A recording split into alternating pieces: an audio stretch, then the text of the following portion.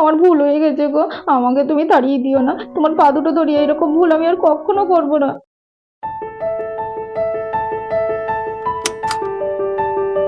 তো বন্ধুরা, এটা তো জবাদের বাড়ি, আর জবা তো ভীষণ টেনশনে আছে, কারণ ওর সৎ মা আজকে ওকে বড় একটা শাস্তি দিয়েছে।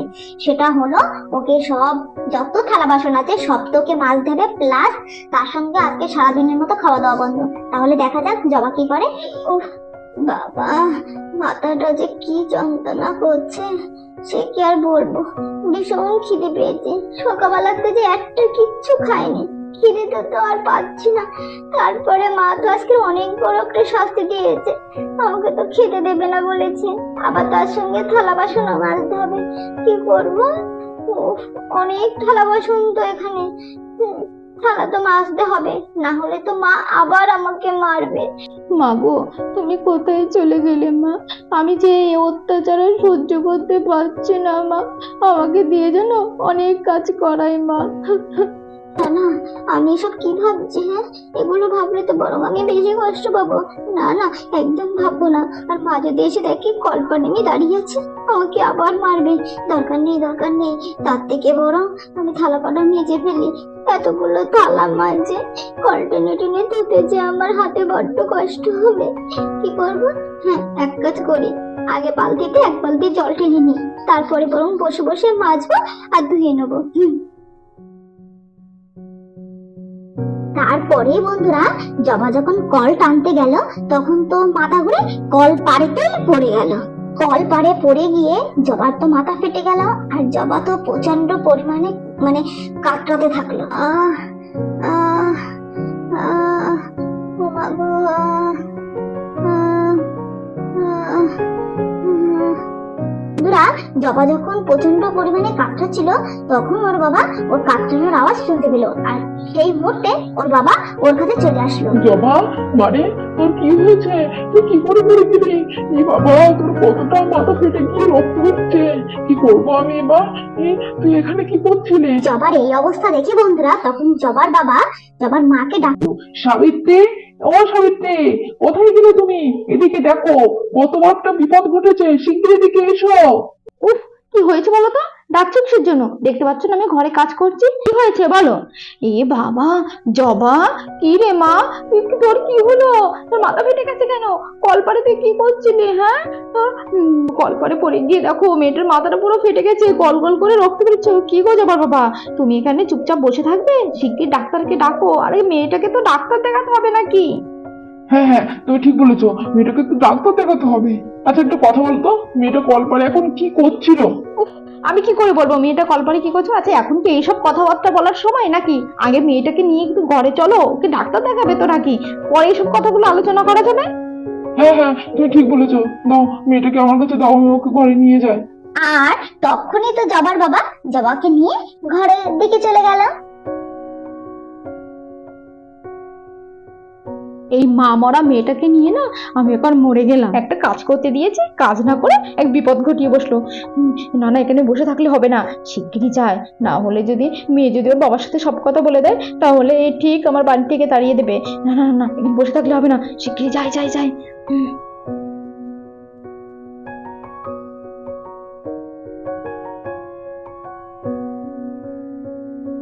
জবা রে, জবা মা, তুই কেমন আছিস মা? এখন একটু ভালো আছিস? মাথা ব্যথাটা একটু কমেছে রে মা? কি করে কমবে, হ্যাঁ, যে পড়া করেছিস, মাথাটা পুরো একদম ফেটে গেছে, 4টে সেলাই পর্যন্ত পড়েছে। মা মরা মেয়ে আমার কত কষ্টটা নয় পাচ্ছে। কি রে মা, এখন একটু ভালো আছিস তো? ওষুধটা ঠিকঠাক করে খাচ্ছিস তো? আর বলবো, আমার কপালটাই খারাপ, মা মরা মেয়েটা আমার, একটু ভালো করে তো যত্নও করতে পারি না। এখন ভালো আছিস তো মা? হ্যাঁ হ্যাঁ বাবা, ভালো আছি। আর তুমি আমাকে নিয়ে অযথা টেনশন করো না তো। আমি ভালো আছি গো, এই তো দেখছো না, আমি এই তো কথা বলছি তোমার সঙ্গে। দাঁড়াও, তোমাকে উঠে দেখাবো। দাঁড়াও, আমি তোমাকে উঠে দেখাচ্ছি। আমাকে নিয়ে না অযথা টেনশন করা বন্ধ করো। এই দেখো, আমি উঠে বসেছি, আর কিছুদিনের মধ্যেই আমি সুস্থ হয়ে যাব, বুঝেছো তো? আমাকে নিয়ে তো টেনশন করার কোনো দরকার নেই। আচ্ছা মা রে, তুই একটা সত্যি কথা বলতো, ডক্টর আঙ্কেল কি বলেছে তুই জানিস? ডক্টর আঙ্কেল বলেছে তুই তোর খাওয়া দাওয়ার অভাবের জন্য তুই সেন্সলেস হয়ে পড়ে গেছিস। তুই কি খাওয়া দাওয়া করছিস না নাকি? কি হয়েছে? তোর মা তোকে ভালো টালো বাসে তো নাকি? আমি তো তোকে একটু ভালো করে দেখবো সেটাও তো দেখতে পাই না। সকাল হলে এই অফিসে ছুটি, আর সেই রাত্রে বাড়ি আসি। আচ্ছা বলতো, মা তোকে যত্ন যত্ন করে তো, ভালো টালো বাসে তো নাকি? যদি এরকম কোনো কিছু হয়ে থাকে আমার সঙ্গে সব সত্যি কথা বল। আমার কিন্তু বেশ একটা কিছু সন্দেহ সন্দেহ হচ্ছে। আমি কিছু বলছি না তাই। যদি কোনো কিছু হয়ে থাকে তো এই বাড়িতে বলো একটা যুদ্ধ বাঁধবে, এই আমি বলে রাখলাম। এখনো সত্যি কথা বল। না বাবা, তেমন কিচ্ছু না। মা আমাকে ভীষণ ভালোবাসে, আমার নিজের মায়ের মতোই ভালোবাসে বাবা। তুমি এসব নিয়ে টেনশন করো না। আর তুমি কি সব উল্টো পাল্টা কথা বলছো? হ্যাঁ, মাকে নিয়ে এরকম কথা কেউ কখনো বলে? হ্যাঁ, মা আমাকে সত্যি সত্যি ভালোবাসে, তেমন কিচ্ছু হচ্ছে না বাবা। বাবা, তুই সত্যি কথা বলছিস তো? আমার কিন্তু কিছুতেই বিশ্বাস হচ্ছে না। ঠিক আছে, না বলবি না বল, আমিও তর্কে তর্কে আছি। যেদিন কিছু দেখতে পারবো না সেদিন দেখিস এই বাড়িতে একটা হুলুস তুলুস কাণ্ড বাঁধবে, এই আমি তোকে বললাম। না গো বাবা, মাকে তুমি ভুল বুঝছো। মা এরকম না গো, মা খুব ভালো মা। ঠিক আছে, এত অসুস্থতা নিয়ে আর কথা বলতে হবে না, এবার শুয়ে পড়ো। হ্যাঁ বাবা, শুয়ে পড়ছি। তুমি বুঝি এখন অফিসে যাবে? হ্যাঁ যাও, কিন্তু তুমি আমাকে নিয়ে যেন একদম টেনশন করবে না, ঠিক আছে? আমি কিন্তু ভালো আছি, সুস্থ আছি, এটা মাথায় রেখো। জবা রে, এই জবা, মারে, কি করছিস? ও, তুমি এখানে গল্প করছো বুঝি মেয়ের সাথে? খুব ভালো কাজ করেছো গো। মেয়েটার সঙ্গে না একটু কথা বলা প্রয়োজন। সব সময় জানো তো মুখটা গোমরা করে থাকে। কি জানি কি হয়, আমি কিছুই বুঝি না। কতবার জিজ্ঞাসা করি কি হয়েছে মা, আমার সঙ্গে বল তুই, আমি তো তোর মা হই, আমার সঙ্গে তুই সব কথা বল, কিছুতেই বলবে না। আর তাছাড়া আমিও তো কাজে ব্যস্ত থাকি, আমিও ওকে তো ঠিক মতো সময় দিতে পারি না জানো। একটু জিজ্ঞাসা করো তোমার মেয়ের কি হয়, আমার সঙ্গে একটু বলতেও বলো। পাগলি মেয়ে একটা। হ্যাঁ, ওই আর কি, এই অফিসে যাব বলে তাই একটু মেয়ের সঙ্গে একটু দেখা করতে আসলাম, এই তাছাড়া আর কিছু না। আচ্ছা ঠিক আছে, বাবা মেয়ের অনেক গল্প হয়েছে, ঠিক আছে? এবার আমি এই ফল আর এই দুধ নিয়ে এসেছি, তোমার এক্ষুনি খেতে হবে, বুঝতে পেরেছো? আমি কোনো কথা শুনবো না, ঠিক আছে তো? এক্ষুনি খেতে হবে মানে খেতে হবে। আর জানো তো, কিছু খেতে দিলে খেতেই চায় না, শুধু বলে আমি এটা খাবো না, আমার ভালো লাগছে না, আমি ওটা খাবো না, আমি সবসময় বলি আচ্ছা তোর কি খাবি তুই আমাকে বল, আমি সেই জিনিসটা বানিয়ে দিচ্ছি। কিছুতেই নিজে মুখ খুলে তো একটা কথা পর্যন্ত বলবে না। বলো এরকম করলে হয়? এবার থেকে আর কোনো কথা শুনবো না। ধরো দুধ খাও, আমার লক্ষ্মী মেয়ে, খেয়ে নাও। ডাক্তার আঙ্কেল কিন্তু বলেছে তুমি এখন অনেক দুর্বল, তোমাকে প্রত্যেকদিন ফল দুধ সবকিছু খেতে হবে। আচ্ছা ঠিক আছে, তাহলে তোমরা গল্প করো, মেয়েটাকে খাওয়াও, ঠিক আছে? আর সাবিত্রী, মেয়েটাকে একটু ভালো করে দেখি রাখো। হ্যাঁ, মেয়েটা এখন অসুস্থ তো, ওকে একটু খেয়ালে খেয়ালে রাখাটা প্রয়োজন, বুঝলে তো? ঠিক আছে, নাও তাহলে আমি অফিসে যাই, তোমরা এখানে বসে গল্প করো, ঠিক আছে? আরে হ্যাঁ বাবা হ্যাঁ, তোমাকে টেনশন করার কিচ্ছু নেই। হ্যাঁ, মেয়েটাকে আমি খেয়ালে রাখবো, তুমি ভেবো না ওটা তোমার মেয়ে, ওটা কিন্তু আমারও মেয়ে, বুঝলে তো? আর এত টেনশন করার কি আছে? হ্যাঁ, ও তো এখন ভালোই আছে, আর তুমি তো টেনশন করছোই বা কেন? আমি তো আছি নাকি? না আমি মরে গেছি? আমি দেখে দেখবো, ঠিক আছে তো? তুমি যাও অফিসে, ভালোই ভালোই অফিসে বেরিয়ে যাও। ও বাবা, তুমি এরকম করছো কেন? হ্যাঁ, আমি তো বলছি তো, আমি দেখো অনেক সুস্থ হয়ে গেছি। তুমি একদম টেনশন করো না তো, আমার ভালো লাগছে কিন্তু। আমি কিন্তু এটা সত্যি সত্যি বলছি, আমি কিন্তু এটা রেগে যাচ্ছি কিন্তু। আচ্ছা ঠিক আছে, আর কোনো টেনশন করবো না, নিশ্চিন্তে তাহলে অফিসে যাচ্ছি, ঠিক আছে? তাহলে তোমরা ভালো থেকো। হুম, জবা মা আমার, তোমার যদি কোনো কিছু প্রয়োজন পড়ে তাহলে অবশ্যই কিন্তু মায়ের সাথে বলবে। হ্যাঁ, চুপচাপ বলে থাকবে না, ঠিক আছে তো? তাহলে আমি গেলাম কিন্তু। হুম। আর এদিকে বন্ধুরা, জবার বাবা যখন ঘর থেকে বেরিয়ে গেল, তখন জবার সৎ মায়ের আসল রূপ দেখাতে শুরু করলো। কি রে জবা, হ্যাঁ বাবা আর মেয়ে মিলে তো দেখছি ভালোই গল্প করছিলি। হ্যাঁ, তা কি কথা বলছিলি? হ্যাঁ, বাবার সামনে যদি কোনো মুখ খোলো, কোনো বেগরবাই করেছো, তাহলে তোমার একদিন কি আমার একদিন, বুঝলি তো? না না মা, আমি বাবাকে কিচ্ছু বলিনি, সত্যি সত্যি বলছি, আমি কিচ্ছু বলিনি। আর তুমি আমাকে সৎ মেয়ে ভাবতে পারো, কিন্তু আমি তোমাকে সৎ মা ভাবি না, আমি তোমাকে নিজের মায়ের মতোই ভাবি। আর তাছাড়া তুমি আমাকে সবসময় বলবো যে মা, আমি তোমাকে সত্যি সত্যি ভালোবাসি না। ঠিক আছে ঠিক আছে, আর অত নেকা কান্না কাঁদতে হবে না। তোমার এখানে বসে থাকলে না আমার চলবে না। তোমার বাবা না 8টা-10টা আমার জন্য চাকর রেখে যায়নি যে তোমার এখানে বসে বসে আমি গল্প করবো। হুম, যত সব আদিক্ষেতা। এই যে মহারানী, হ্যাঁ আর কতদিন এইভাবে শুয়ে বসে কাটাবে? হ্যাঁ, দিব্যি তো ভালোই আছো, খাটে শুচ্ছ আর খাচ্ছ আর ঘুমাচ্ছ। এই তোর কি হয়েছে রে? ওই একটু মাথায় লেগেছে, তাই নিয়ে তো বাবা আদিক্ষেতার তো শেষ নেই তোমার বাবা। এইভাবে শুয়ে থাকলে হবে না, বুঝলে তো? এবারে উঠুন, উঠে আমার কাজ বাজগুলো করে দিন। আর কতদিন এইভাবে কাটাবে? হ্যাঁ, ওই একটু মাথা ব্যথার ছুতো করে আর কতদিন এইভাবে শুয়ে থাকবে?